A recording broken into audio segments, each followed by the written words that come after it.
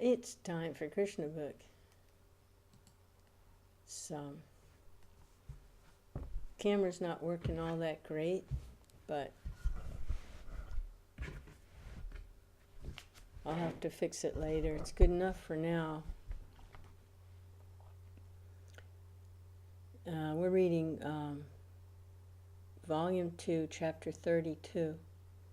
This is the summary study of the 10th canto of the Srimad Bhagavatam, as presented by His Divine Grace, A.C. Bhaktivedanta Swami Prabhupada, founder Acharya of the International Society for Krishna Consciousness.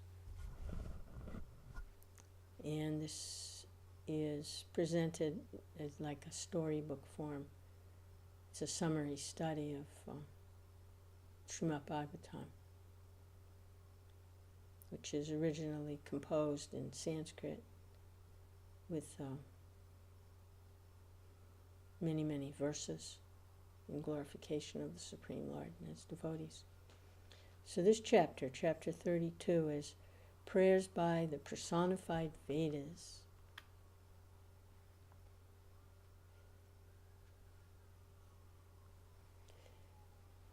King Parikshit inquired from Sukadeva Goswami about a very important topic in understanding transcendental subject matter. His question was, since Vedic knowledge generally deals with the subject matter of the three qualities of the material world, how then can it approach the subject matter of transcendence, which is beyond the approach of the three material modes? Since the mind is material, and the vibration of words is a material sound, how can the Vedic knowledge expressed by material sound and the thoughts of the mind approach transcendence? Description of a subject matter necessitates describing its source of emanation, its qualities, its activities. Such description can be possible only by thinking with the material mind and by vibrating material words. Although Brahman, or the Absolute Truth, has no material qualities, our power of speaking does not go beyond the material qualities. How then can Brahman, the Absolute Truth, be described by your words? I do not see how it is possible to understand transcendence from such expressions of material sound. The purpose of King Parikshit's inquiring was to ascertain from Sukadeva Goswami whether the Vedas ultimately describe the Absolute Truth as impersonal or as personal. Understanding of the Absolute Truth progresses in three features: impersonal Brahman, Paramatma, localized in everyone's heart, and at last, the Supreme Personality of Godhead, Krishna. The Vedas deal with three departments of activities. One is called Karmakanda, or activities under Vedic injunction, which gradually purify one to understand his real position. The next is Jnanakanda, the process of understanding the Absolute Truth by speculative methods. And the third is Upasana Kanda, or worshipping the Supreme Personality of Godhead, and sometimes the demigods also. The worship of the demigods recommended in the Vedas is ordered with the understanding of the demigod's relationship to the Personality of Godhead. The Supreme Personality of Godhead has many parts and parcels. Some are called svamsas, or his personal expansions, and some are called vibhanamsas, the living entities. All such expansions, both svamsas and vibhanamsas, are emanations from the original Personality of Godhead.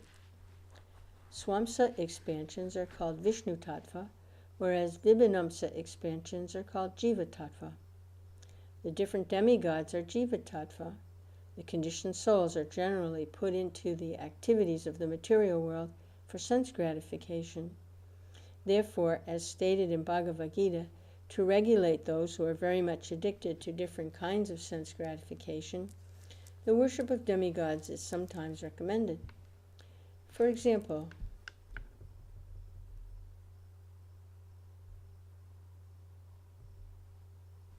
For persons who are very much addicted to meat eating, the Vedic injunction recommends that after worshipping the form of the goddess Kali and sacrificing a goat, not any other animal, under karmakanda regulation, the worshippers may be allowed to eat meat.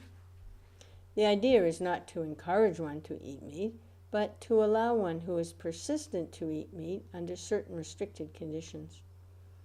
Therefore, worship of the demigods is not worship of the absolute truth, but by worshipping the demigods one gradually comes to accept the Supreme Personality of Godhead in an indirect way. This indirect acceptance is described in the Bhagavad-gītā as avidi. Avidi means not bona fide. Since demigod worship is not bona fide, the impersonalists stress concentration on the impersonal feature of the Absolute Truth. King Parikshit's question was, which is the ultimate target of Vedic knowledge? Concentration on the impersonal feature of the Absolute Truth, or concentration on the personal feature? The impersonal feature of the Absolute Truth, or concentration on the personal feature? After all, both the impersonal and the personal features of the Supreme Lord are beyond our material conception. The impersonal feature of the Absolute, the Brahman effulgence, is but the rays of the personal body of Krishna. These rays of the personal body of Krishna are cast all over the creation of the Lord, and the portion of the effulgence which is covered by the material cloud is called the created cosmos of three material qualities, sattva, rajas, and tamas. How can persons who are within this clouded portion called material world conceive of the absolute truth by the speculative method? In answering King Parikshit's question, Sukadeva Goswami replied that the Supreme Personality of Godhead has created the mind, senses, and living force for the purpose of sense gratification in transmigration from one kind of body to another, as well as for the purpose of allowing liberation from the material conditions. In other words, the senses, mind, and living force can be utilized for sense gratification and transmigration from one body to another, or for the matter of liberation. The Vedic injunctions are there just to give the conditioned souls the chance for sense gratification under regulative principles, and thereby also give them the chance for promotion to the higher conditions of life. Ultimately, if the consciousness is purified, one comes to his original position and goes back home, back to Godhead. The living force is intelligent. One, therefore, has to utilize his intelligence over the mind and the senses. When the mind and senses are purified by the proper use of intelligence, then the conditioned soul is liberated.